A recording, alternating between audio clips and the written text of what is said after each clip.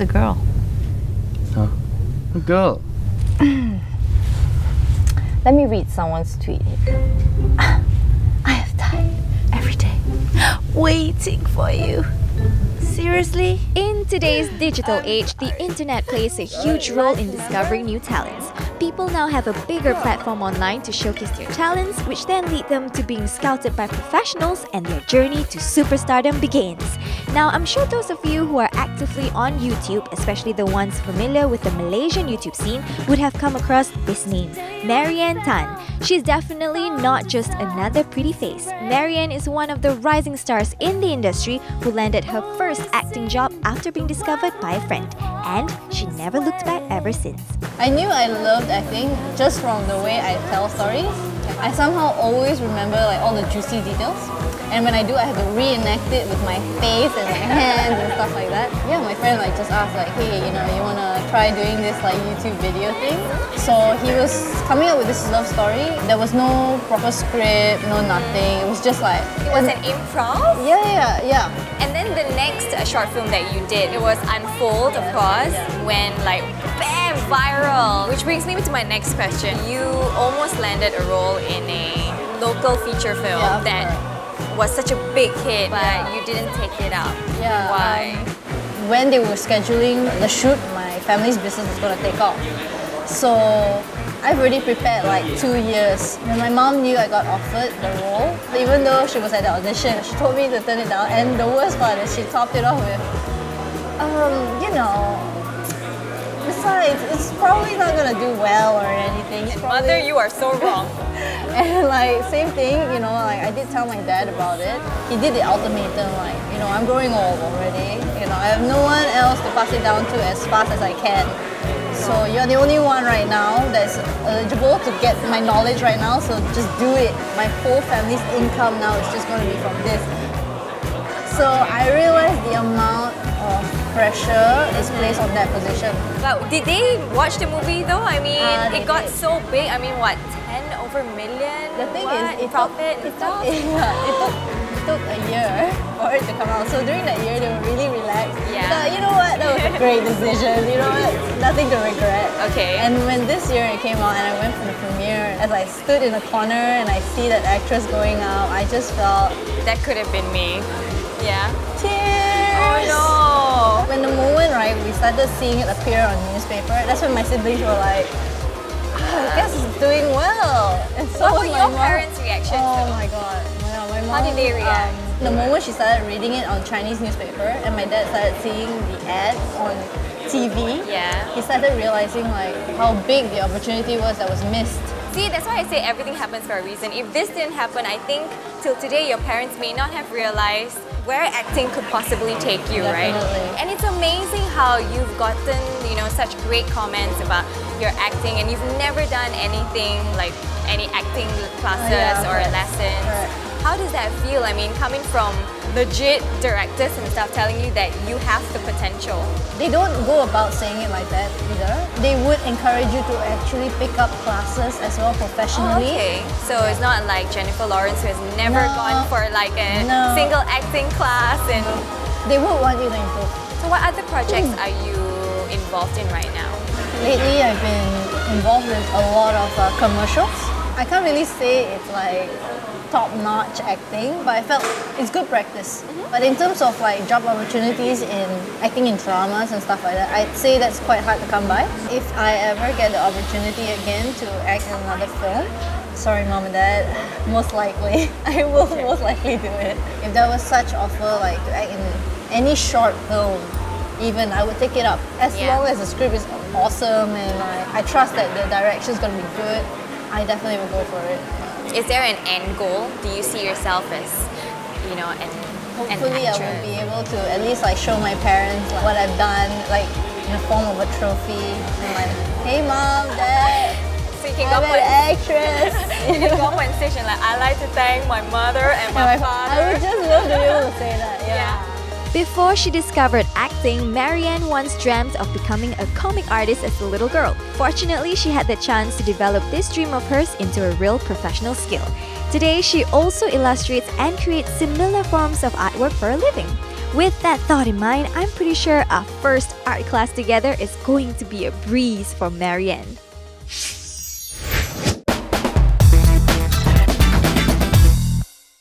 For gutsy fashionistas out there to flaunt their looks no matter how eccentric they may be. But whether you're trying to stand out in the crowd or play it safe, here are some good tips on how to dress for festivals. Crop tops are a style that goes hand in hand with festivals, especially in our weather. Pick one with funky prints and wear it with a pair of high-waisted shorts. You'd want to opt for this instead of short shorts because this way you'll look chic and sexy without bearing too much skin. Well, if you want to keep it a little more decent, a kimono-inspired sheer cardigan will be the perfect cover-up while still helping you stay cool in the heat. And bring out those funky sunglasses you've kept hidden only because you're not sure when or where to wear them. Well, no surprise, this is the best place to flaunt them. Put on your favorite earrings and a pair of sandals to keep it casual. Flat sandals are the best pick because you'd want to be comfortable throughout the day. I mean, we all know festivals can go on for long hours. If you prefer a simple yet comfortable outfit, tone down your look with a printed top that suits your liking. Personally, I like bigger prints because I seem to think that they look better on me. Tuck it into a pair of classic denim shorts and secure it with a chunky belt to accentuate your waist. Keeping in line with the simple look, there is no need to add too much colors to this casual chic outfit, so just seal the look with a pair of black sandals and metallic earrings. Last but not least, accessorize with a small crossbody bag to house all your personal items. This way you're killing two birds with one stone, looking stylish while keeping your hands free when you're dancing or snacking away. A satchel like this is perfect! Festivals are a great way to get inspired by fashion trends of different walks of life or simply to explore your very own unique style. Even if there weren't any festivals coming up near you, I'm sure with a little tweak here and there, these outfits would also look good on a regular day out. Wait, forget tweaking, just go all out and trust your fashion sense, girl. Marianne, I know how much you love to draw, right? Yep. Okay, so that's why I brought you here to Classroom Academy, where we're going to have a little oil painting session. And I heard that you've never done oil painting before. No, I've not. I'm actually really surprised. Yeah, because we never explored that medium before, so yeah. Well, we're going to be exploring it today. Obviously, we need a lot of coaching because I have never done it before either. We're going to have Ning teach us how to paint two apples. And strangely, I have a feeling that someone is going to be doing a lot better than me. But you know what? Art is subjective, right? Yes, it is. Let's see how we do. Very simple for drawing. You just need to understand where is the highlights, where is the shadow, and how is the shape of the shadow, and how strong is the highlight. And we'll talk about the color changes later. Yeah, that definitely sounds simple, right? Wrong. Maybe for Marianne, but for someone who doesn't Huge remember the last time apple. she drew, I'm Just a guessing disclaimer, I it's didn't gonna do be very well quite in a art challenge class for last me. You're fine, don't worry. You should also sketch out the shape of the shadow. The shape of the shadow. That's right. As expected, this oil painting thing is no easy task, so excuses while we take our own sweet time creating what I like to call our masterpiece. And since it's gonna take a while and I love multitasking, I thought I'd have a little chat with my artist friend. Do you remember your first drawing? What was the first thing you drew? Something like Sailor Moon, sort of trying to be Sailor Moon lah. Are you But cannot make it serious? on, yeah. And of course you pursued digital animation after that, right? Yeah, yeah, I mean, in correct. college. Why did you decide to pursue that? Because I think digital animation is probably like a more versatile form of art. So in terms of securing a job after that, it's kind of important as well. Yeah. So that was something that I was quite worried about as an artist. That's why I tried like learning something more, more flexible. And you were worried about like stability next time. Yeah, in correct. terms of you still wanted to do art, but at the same time have a job that's related to, to art. correct. What kind of artist would you say you are? Maybe good at capturing emotion. Something that I try to establish in most of my paintings, maybe. That's why you choose to do portraits, Yeah, right? yeah, like, a lot, 'cause yeah. you can tell a lot from someone's Yeah. face and like the expressions and Correct. stuff. And during the whole process of, coming up with a portrait, what goes through your mind? Like, do you really feel that emotion throughout the process? Yeah, actually you Yeah? do. Sometimes you just hold on to it and then like maybe for like 4 or 5 hours just sitting there like all the way, and your painting will become more amazing with that. But how long does it take though for you to like normally come up with a portrait? I take my time, so like sometimes it could go up to 8 hours. So you're angry for 8 hours? Oh my goodness! And why did you decide to share your portraits and illustration through YouTube?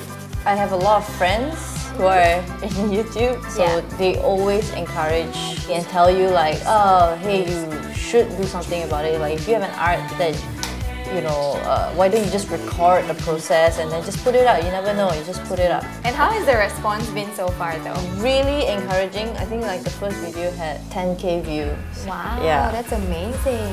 When you imagine someone watching that video, Yeah. like what do you hope that they would take out of it?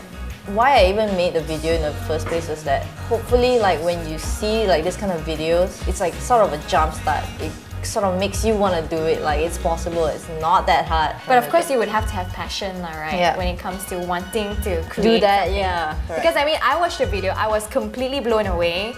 But of course, whether or not I will do it, that's like a different story altogether. And if you could illustrate your life right now, what would it look like? Probably like a tattered boat, right? Like boat? Okay, like just imagine a boat Okay. with like all like the tattered cloth, and stuff like that. But in like calm seas now, right now. Yeah. So it was a bit of a journey. Okay, it's gonna be relaxed, but I know later on, we're still gonna hit turbulence, and hopefully by then, like I'll be Because more you're in an skilled. open sea, Yeah, so yeah, anything yeah. can happen. But you would say that right now at this point you're in a good Yeah, place. calm. Yeah. That would. Yeah. That's nice. How's your apple doing? Looks like an apple, like a tart. It's an apple pie. Please, colors right, shapes right, lighting shadow, everything okay. And most importantly, you learn something. Wow, I'm surprised to hear such positive feedbacks from Ning. It's proven that Marianne is good with her hands when using a paintbrush, but let's see how she does with a different type of tool.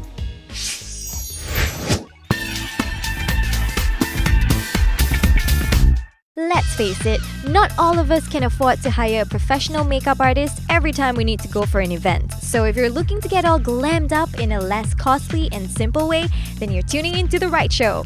Brace yourselves for the red carpet makeup. As with all other makeup looks, begin with your regular foundation and brow routine. Next, apply a shimmery peach cream eyeshadow across your lids as a base color. Then, pack some brown eyeshadow on the outer corners and blend towards your crease line. After that, apply some brown shading color on your crease and lower lash line to create depth. Now highlight the inner corners of your eyes with the same shimmery peach cream eyeshadow. Next, pick up a glitter eyeshadow and gently pat on the inner half of your eyelids with your fingers. Rim your upper lash line with liquid eyeliner and extend a small tail following your eyeline. Then curl your lashes and apply falsies. Use lashes that are longer towards the end for a winged effect. Contour your face with a shading color to sharpen your features, especially along your cheekbones, sides of your nose, and jawline. This will instantly make your face look slimmer. After that, highlight under your eyes and T-zone to bring some dimension to your face. Now conceal the outline of your lips and set it with loose powder if you wish to change the shape of your lips. With a red lip liner, fill in your entire lips for a longer lasting lip color. Then top it off with some matte red lipstick. You can use a lip brush for more precision. See, you don't even have to be a pro to master that. Okay, now let's move on to your hair. First up, you'll need to straighten your hair. Then wet your hair by spraying on some water and comb it straight down. Next, gather the top center section of your hair and secure it temporarily. Now smooth some hair gel on both sides, comb towards the back, and secure your hair with some bobby pins. You can also use hairspray to keep your hair in place. Release the top portion and separate your hair into 3 sections. Tease the back portion to create volume and comb the top to neaten the look. Apply more gel on the front portion according to your liking. And once again, secure everything towards the back with more bobby pins and finish off with hairspray. There you have it, a glamorous and sophisticated hair and makeup look that is red carpet worthy. It may look complicated, but if you don't try it out, you'll never know just how easy it can be. As the saying goes, practice makes perfect. And once you've perfected the techniques, well girl, you're sure to turn heads in your next big event. Next.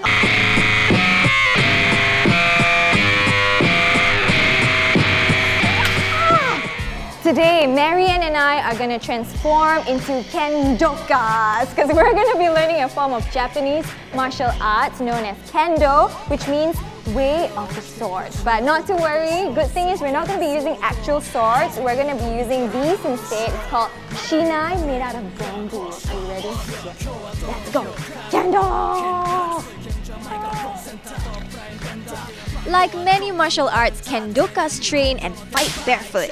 Ideally, kendo is practiced in a dojo, though standard sports halls and other venues are also often used. Christopher from the Malaysia Kendo Association was nice enough to teach us some basic footwork as we begin our first kendo lesson.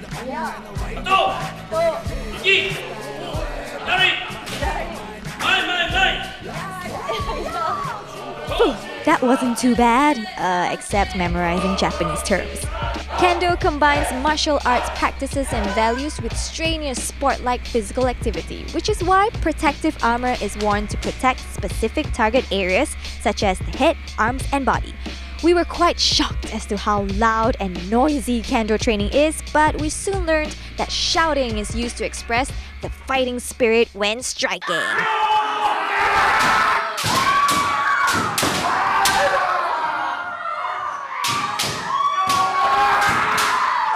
Tell me, how could you not get all fired up after watching that?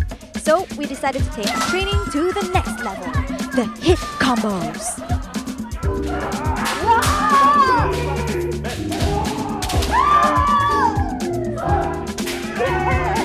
Marianne clearly couldn't keep a straight face when shouting the unusual kendo jargons. But jokes aside, after all that training, it's time for us to face the ASEAN Kendo champion, Aimee.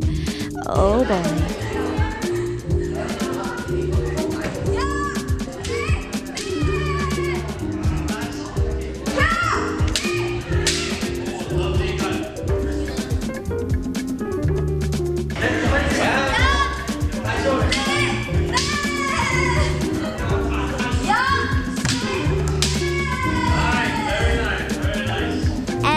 Concludes our beginners level kendo lesson. We definitely have a long way to go if we want to pursue kendo professionally, because not only does it take decades to master, we need some serious work when it comes to our moves, especially our shouts.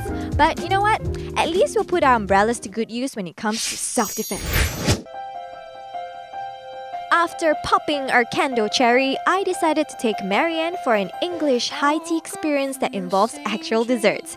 You'd think that with this lovely setting, we'd act like true ladies. But it was pretty tough to stay elegant and poised with Marianne cracking jokes from time to time.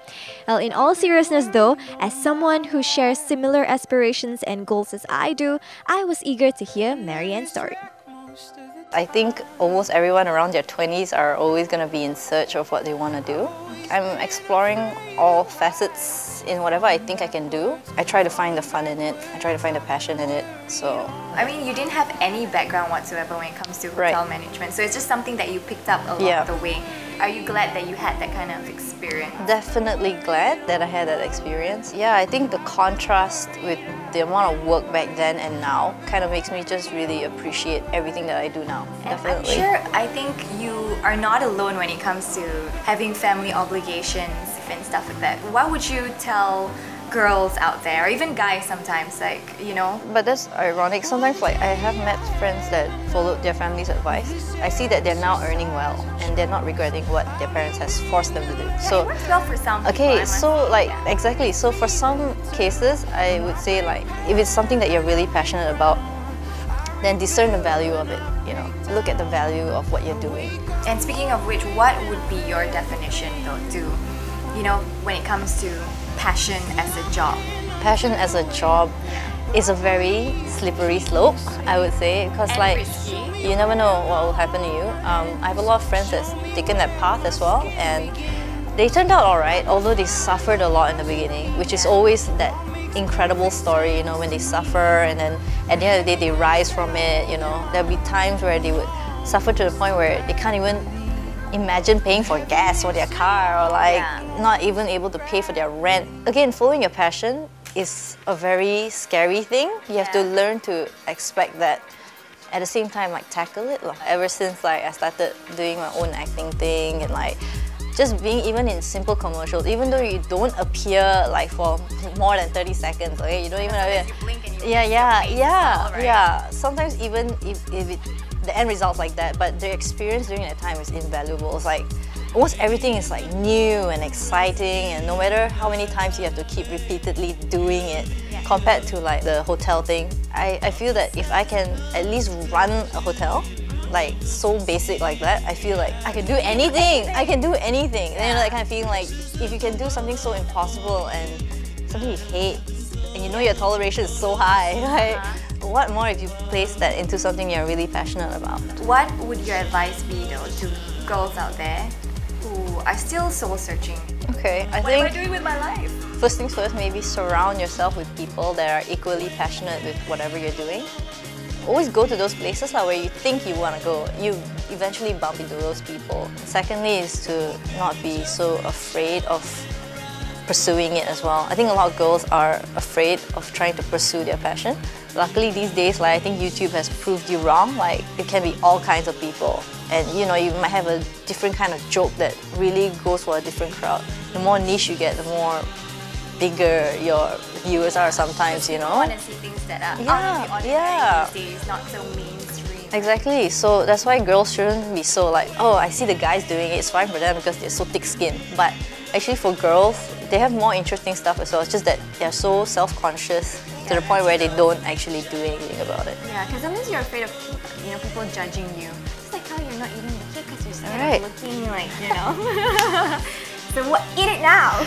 Can I use my hands to hold it? Yes, you can. Okay. I'll let you pick first, Albert, because they have all different types. It's a bittersweet feeling knowing that the season is coming to an end. Nadia and I are both extremely grateful to have journeyed with some of the most inspiring girls in Malaysia. It's been a real wonderful adventure with each and every one of these girls. They've taught us to approach life with passion, courage, determination, and most importantly, a positive attitude. It's amazing to see how far they've come, the struggles and challenges they've braved to achieve their goals and to become who they are today. These girls have proven to us that nothing is impossible if you put your heart, mind, and soul into it. And at the same time, they look good doing it. Talk about beauty inside and out. Don't let anything or anyone stop you from believing that you are capable of realizing your dreams and fulfilling your passion.